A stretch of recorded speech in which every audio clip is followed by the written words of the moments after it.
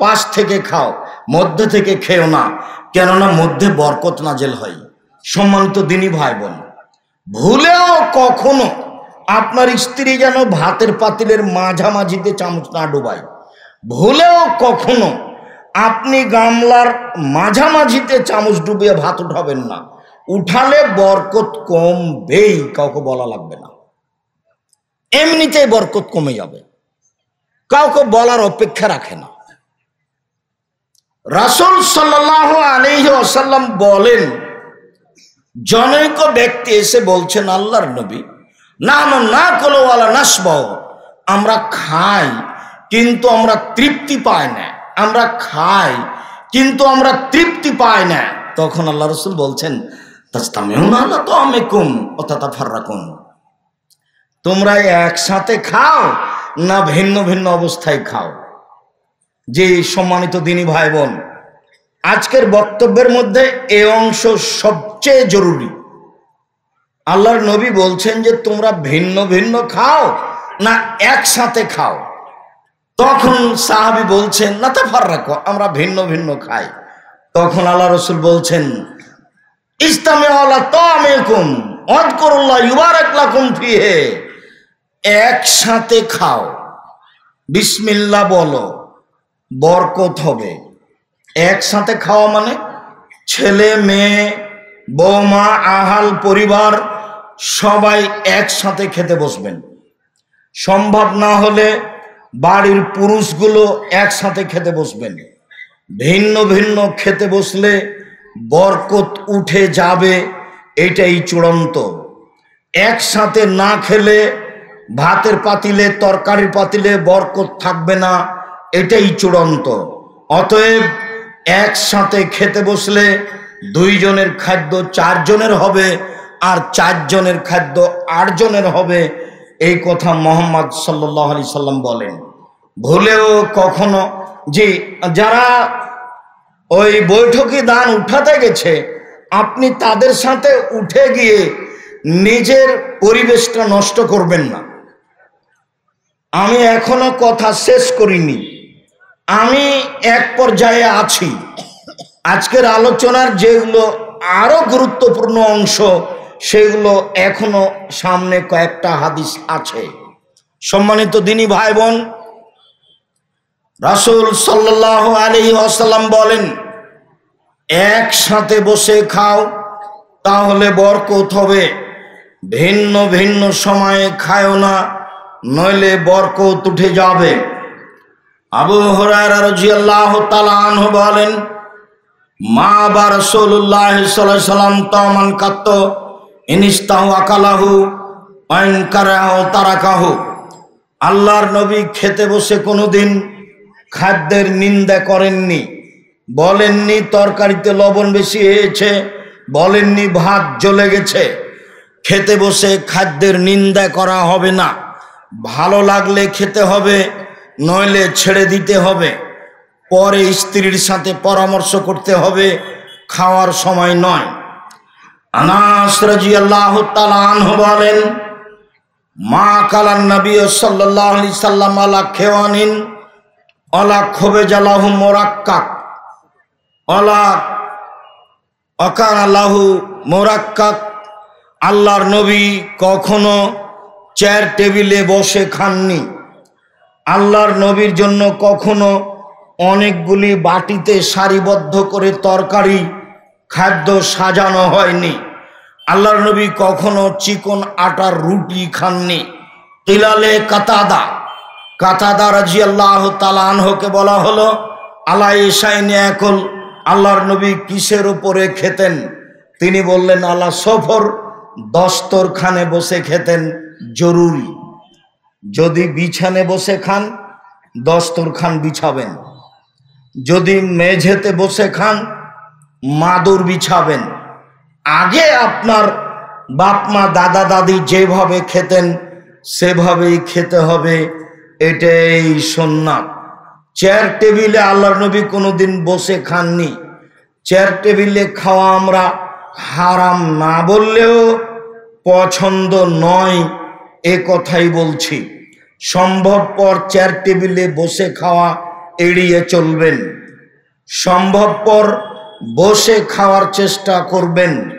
সম্ভবপর তরকারির আইটেম কম করার চেষ্টা করবেন। সম্ভবপর কম খাওয়ার চেষ্টা করবেন। সম্মানিত দিনী ভাই বোন, মিকদাদ ইবনে মাদি কারাব রাদিয়াল্লাহু তাআলা আনহু বলেন, রাসূল সাল্লাল্লাহু আলাইহি সাল্লাম বলেছেন, কিলু তামাকুম ইয়াবরাকুম ফিহি, খাদ্য মেপে রান্না করে বরকত দেওয়া হবে। আমাদের দেশের মা চাচিরা বোনেরা যখন রান্না করে তখন এক মুষ্টি চাউল তুলে নেয়, চাউলটা মেপে রান্না করে, কিন্তু যখন রুটি বানায় তখন আটা মেপে নেয় না, হাত পরিমাণে উঠিয়ে নেই, মনে করে 4টে রুটি হবে আমাদের হয়ে যাবে। জি না, আটাও মেপে নিতে হবে, চাউলও মেপে নিতে হবে, মেপে নিয়ে রান্না করতে হবে, তাতে বরকত হবে। এই কথা মুহাম্মদ সাল্লাল্লাহু আলাইহি সাল্লাম বলেন, হাদিস বুখারী মুসলিম। মেপে রান্না করতে হবে। জুহাইফা রাদিয়াল্লাহু তাআলা আনহু বলেন, আল্লাহর নবী বলছেন, লা আকুলু মুত্তাকিয়ান, আমার জীবনে আমি কোনোদিন হেলান দিয়ে খাইনি। খাওয়ার নিয়ম, আমার জীবনে আমি কোনোদিন হেলান দিয়ে খাইনি। হেলান দিয়ে খাওয়া কাকে বলে? পিঠটা পিছনের দিকে লাগিয়ে খাওয়ার নাম হেলান দিয়ে খাওয়া। বাম হাত মাটিতে লাগিয়ে খাওয়ার নাম হেলান দিয়ে খাওয়া। ডান হাত মাটিতে লাগিয়ে খাওয়ার নাম হেলান দিয়ে খাওয়া। মোল্লা আলী কারি হানাফি ব্যারিস্টার মেশকাতের ব্যাখ্যায় লিখেন যে 4 জানু হয়ে বসে খাওয়া হচ্ছে হেলান দিয়ে খাওয়া। ডান পা বাম দিকে, বাম পা ডান দিকে করে পিছন নিতম্ব মাটির উপরে রেখে খাওয়া হচ্ছে হেলান দিয়ে খাওয়া। কেন? এইভাবে খেলেও পেটটা ফাঁকা থাকবে, মানুষ বেশি খেতে পারবে। তাহলে কিভাবে বসতে হবে? পেশাব পায়খানায় যেভাবে বসে এইভাবে হাঁটু উঠিয়ে বুকের সাথে রেখে চাপা দিয়ে বসবে, তাহলে পেটটা চাপা থাকবে, কম খাওয়া হবে। এটাই হলো বসার নিয়ম। তাহলে আর হেলান দেওয়া হলো না, এ কথা তিনি বলেন। সম্মানিত দিনী ভাই বোন, আল্লাহর নবী হেলান দিয়ে খাননি এই কথা তিনি বলেন, আল্লাহর নবী নিজে বলেন। তবে হেলান দেওয়া কি জিনিস এ কথা তিনি বলেননি। বিদ্বানগণ বলেন, পিছন দিকে হেলান দেওয়া মানে হেলান দিয়ে খাওয়া। বাম হাত রেখে মাটির সাথে রেখে কোনো কিছুর সাথে রেখে খাওয়ার নাম হেলান দিয়ে খাওয়া। ডান হাত কোনো কিছুর উপর রেখে খাওয়ার নাম হেলান দিয়ে খাওয়া। মোল্লা আলী কারি বলেন, 4 জানু হয়ে বসে ডান পা বাম দিকে, বাম পা ডান দিকে দিয়ে নিতম্ব মাটির উপরে রেখে বসে খাওয়ার নাম হেলান দিয়ে খাওয়া। এগুলো সবই হলো হেলান দিয়ে খাওয়া। তাহলে খাবো কিভাবে? যেভাবে পেশাব পায়খানায় বসা হয়, হাঁটু বুকের সাথে লাগিয়ে পেটটা চেপে খেতে বসতে হবে। তাহলে অল্পতে পেট ভর্তি হয়ে যাবে, খাওয়া কম হবে। জীবনে কিছু করতে হলে, বাঁচতে হলে, বেশি কিছু করতে হলে কম খাও, কম কথা বলো, কম ঘুমাও। কম খাও, কম কথা বলো, কম ঘুমাও। কম খায় যে কাজ করবে সে, কম কথা বলে যে কাজ করবে সে, কম ঘুমায় যে কাজ করবে সে। জীবনে কিছু করতে হলে কম ঘুমাতে হবে, কম খেতে হবে, কম কথা বলতে হবে, তাহলে তা সহজ হবে। সম্মানিত দিনী ভাই বোন, আমি আপনাকে কথা সংক্ষিপ্ত করে এ অংশে চলে এসে বলি। খাওয়ার শুরুতে বলেছিলেন বিসমিল্লাহ, তাহলে মাঝে মধ্যে কিছু বলবো নাকি? যারা তাবলীগ করে তারা বলে যখন খেতে থাকবে নিবে, প্রয়োজন আছে ততক্ষণ বলবে সুবহানাল্লাহ, আর যখনই বলবে আলহামদুলিল্লাহ তখন মানে হলো আর নিবে না। জি না, এটা নয়। আবু হুরায়রা রাদিয়াল্লাহু তাআলা আনহু বলেন, আল্লাহর নবী বলেছেন, ইন্নাল্লাহা লা ইয়ারজা আলাল আবদে ইয়াকুলুল আকলাতা ফায়াহমাদাহু আলাইহা, নিশ্চয় ওই পুরুষ নারী দাস দাসী খায়, খাওয়ার মাঝে মাঝে আলহামদুলিল্লাহ বলে, আল্লাহ তার উপরে সন্তুষ্ট হন। ওয়া ইয়াশরাবু শারবা ফায়াহমাদা আলাইহা, পানি পান করে, মাঝে আলহামদুলিল্লাহ বলে, তার উপরে আল্লাহ সন্তুষ্ট হন। তাহলে পানি 3 শ্বাসে পান করতে হয় বা 2 শ্বাসে পান করতে হয়, একটানা পান করবেন না। দাঁড়িয়ে পান করা নিষেধ, দাঁড়িয়ে খাওয়া নিষেধ। তবে জমজমের পানি বসে খাবেন, দাঁড়িয়ে খাবেন। আল্লাহর নবী জমজমের পানি দাঁড়িয়ে খেয়েছেন। ইবনে আব্বাস বলেন, ফাতাইতু ইলান নবী সাল্লাল্লাহু আলাইহি সাল্লাম বিদালবিন ফাশারাবা মা জমজম ওয়া কায়েম। আল্লাহর নবীর কাছে বালতিতে করে জমজমের পানি নিয়ে আসলাম, তিনি পানি পান করলেন দাঁড়িয়ে। আল্লাহর নবী বলছেন, খায়রু মাইনাল ওয়াজিলার যে মাও জমজম, মাটির ওপরে যেটা সবচেয়ে দামি পানি সেটা হচ্ছে জমজমের পানি। আল্লাহর নবী বলেন, মাও জমজম লিমা শরবালাহু, জমজমের পানি যে উদ্দেশ্যেই খাবে সেটাই পূর্ণ হবে। আবু জার গেফারি রাদিয়াল্লাহু তাআলা আনহু বলেন, আমি একটানা 19 দিন জমজমের পানি খেয়ে থাকলাম, কোনো খাদ্য খায়নি। তাতে সাওকানাত বাতনি, আমার পেটটা মোটা হয়ে যায়, চামড়া জড়ো জড়ো হয়ে যায়। তমতামিন ও সাকম ও সেফা ও সাকমিন। আল্লাহর নবী বলছেন, জমজমের পানি খাদ্যের খাদ্য, জমজমের পানি রোগের আরোগ্য। জমজমের পানি একটা খাদ্য, জমজমের পানি হচ্ছে ঔষধ। আল্লাহর নবী জমজমের পানি দাঁড়িয়ে পান করলেন। সাথে সাথে বললেন, আল্লাহর নবী নিষেধ করেছেন পাত্র উল্টিয়ে খেতে। ছোট যেগুলো পানির বোতল সেইগুলো উল্টিয়ে খেতে পারেন, যে বোতলের পানি একবারে খেতে পারবেন না, কয়েক শ্বাসে খেতে পারবেন না, এই বোতল খুলে এইভাবে উল্টিয়ে খাওয়া নিষেধ। পাত্র উল্টিয়ে খাওয়া নিষেধ, দাঁড়িয়ে খাওয়া পান করা নিষেধ। দাঁড়িয়ে খেলে পান করলে বমন করে দিতে হবে, এই কথা এসেছে। বমন না করলেও খাওয়া অপছন্দ, পান করা অপছন্দ দাঁড়িয়ে। সম্মানিত দিনী ভাই বোন, 3 শ্বাসে পানি পান করবেন। আবু আইয়ুব আনসারী রাদিয়াল্লাহু তাআলা আনহু বলেন, এই অংশ খুব গুরুত্ব সহকারে শুনবেন। যারা দোকানপাটে দাঁড়িয়ে আছেন, দাঁড়িয়ে থাকলেও কিছুক্ষণ এই দিকে লক্ষ্য করেন। যারা চলমান আছেন তারা একটু দাঁড়িয়ে কথাগুলি খেয়াল করেন। আবু আইয়ুব আনসারী বলেন, আল্লাহর নবী যখনই খাওয়া শেষ করতেন, যখনই পান করা শেষ করতেন, তখনই বলতেন, আলহামদুলিল্লাহিল্লাযী আতআমা ওয়া সাকা ওয়া সাওয়াগাহু ওয়া জাআলা লাহু মাখরাজা। ওই আল্লাহর প্রশংসা যে আল্লাহ খাওয়ালো, পান করালো, সুন্দরভাবে পেট থেকে বের করে দিল, সে আল্লাহর প্রশংসা। উমামা বাহিলি রাদিয়াল্লাহু তাআলা আনহু বলেন, আল্লাহর নবী যখন খাওয়া শেষে দস্তরখান উঠাতেন তখন বলতেন, আলহামদুলিল্লাহ হামদান কাসীরান তাইয়িবান মুবারাকান ফি গায়রা মাকফিন ওয়ালা মুআদ্দাইন ওয়ালা মুস্তাগনান আনহু রাব্বানা। ওই আল্লাহর প্রশংসা, আল্লাহর প্রশংসা খুব, আল্লাহর প্রশংসা বরকতময়, মঙ্গলময়। হে আল্লাহ, তোমার এই খাদ্য থেকে আমি নিজেকে মুখাপেক্ষীহীন মনে করতে পারি না।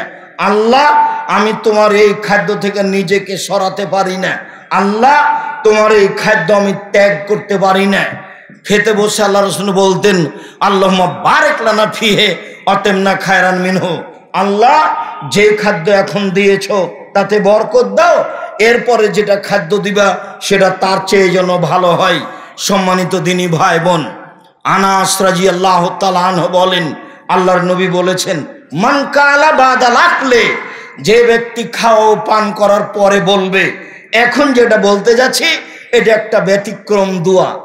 খাওয়ার শেষে এই দোয়া পড়লে যে অতীতের সব পাপ ক্ষমা হয়ে যায়, এটা একটা ব্যতিক্রম বিবরণ। আল্লাহ নবী বলছেন, কেউ যদি খাওয়ার শেষে বলে, আলহামদুলিল্লাহিল্লাযী আতামানি হাজা তাআমা ওয়া রাযাকানিহি মিন গায়রি হাওলিন মিন্নি ওয়ালা কুওয়া, সে আল্লাহর প্রশংসা। যে আল্লাহ এই খাদ্য খাওয়ালো, যে আল্লাহ নড়াচড়া করা শক্তি নেই এর সত্ত্বেও আমাকে খাওয়ালো, পান করালো, সে আল্লাহর প্রশংসা। এটুকু পড়লে গোফেরা লাহু মা তাকাদ্দামা মিন জামবিহি, আগেকার সব পাপ ক্ষমা। আব্দুর রাজ্জাক সাহেব, এত দোয়া কি আর আমরা জানি? তো দুয়ার বইটা বাড়িতে নেই। 150-200 টাকা আমি লক্ষ লক্ষ টাকা পয়সা খরচ করে ছাপালাম, আর আপনি তাকে স্বাভাবিক মনে করলেন। কে বড় লাভবান, কে বড় ক্ষতিগ্রস্ত? দুয়া, আদর্শ পরিবার, আদর্শ নারী, সাথে সাথে আপনার ওই রাসূলের ওই নামাজের উপরে বইটি, রাসূল সাল্লাল্লাহু আলাইহি ওয়াসাল্লামের সালাত বনাম প্রচলিত সালাত, আর আব্দুল্লাহর আম্মার লিখা সম অধিকার নয় মর্যাদা চাই। আমরা মহিলা সম অধিকার চাই না, আমরা মর্যাদা চাই। আব্দুল্লাহর আম্মার লিখা কেন এই নির্যাতন, কি তার প্রতিকার? আমরা মহিলা মানুষ কেন নির্যাতিত হব, এর প্রতিকার কি হতে পারে? কবর থেকে মমর্ষ পর্যন্ত, মমর্ষ থেকে কবর পর্যন্ত তারই লিখা। বেগম রোকিয়ার সব কিছু আজকে মানুষের চোখে দর্পণে। বেগম রোকিয়া লিখেছে অবরোধবাসিনী, আমরা মহিলা নাকি অমরোধবাসিনী। তখন আব্দুল্লাহ আম্মা লিখেছে কেন হব অবরোধবাসিনী, আমরা কেন অবরোধবাসিনী হব, বইয়ের নাম কেন হব অবরোধবাসিনী? আপনি দিনী বোন, আপনার জন্যই তো এসব বই পুস্তক ছিল। আপনি নিজেকে ভুল বুঝিয়েন না, নিজেকে মুসলমান মনে করে কাজ করতে থাকেন, বলা ভালো হবে। আজকের শেষ হাদিস, আজকের শেষ দোয়া দেখেন তো, এই দোয়া আপনার মনে আছে কিনা? আব্দুল ইবনে বুসর বলছেন আল্লাহর নবী আমাদের বাড়িতে আসলেন। এই হাদিসে যে কয়েকটা কাজ প্রমাণ হয় সবটাই আপনাকে করতে হবে। ফাক্কাররাবনা ইলাইহি তোয়ামা, তিনি আসলেই আমরা তার কাছে খাদ্য পেশ করলাম, তিনি খেলেন। ফাউতিয়া বিত্তামার, তারপর তার কাছে ফল নিয়ে আসলাম, তিনি ফল খেজুর খেলেন। তারপরে পানি দেওয়া হলো, তিনি পানি পান করলেন। যখন পানি পান করা শেষ হলো, আমার আব্বা তার গাধার লাগামটা ধরে নিয়ে বললেন উদুল্লাহ লানা, আপনি আমাদের জন্য একটু দোয়া করে দেন। তার মানে খাওয়া শেষে যাচ্ছেন, আমাদের জন্য দোয়া করে দেন। মনে হচ্ছে যেন সাপাহার কানসাটের 5 ওয়াক্ত সালাতের পরে দোয়া করে দিতে হবে বাধ্য। আল্লাহর নবীকে বলছেন দোয়া করে দেন। আল্লাহ রাসূল বলছেন আল্লাহুম্মা বারিক লাহুম ফিমা রাযাকতাহুম ওয়াগফির লাহুম ওয়ারহামহুম, আল্লাহ এদের তুমি যে রুজি দিয়েছো তাতে বরকত দাও, তুমি এদের ক্ষমা করো, এদের প্রতি দয়া করো। সম্মানিত দিনী ভাই বোন, মানুষ বাড়িতে আসলে খেতে দিবেন, খাওয়ার পরে ফল দিবেন, ফল শেষে পানি দিবেন, এরপরে মানুষকে দোয়া করার জন্য বলবেন। যাকে খেতে দিবেন তাকে একটু নিজের জন্য দোয়া করার জন্য বলবেন। সংক্ষিপ্ত খাওয়া ও পান করার আলোচনা আপাতত আজকের মতো এখানে শেষ করে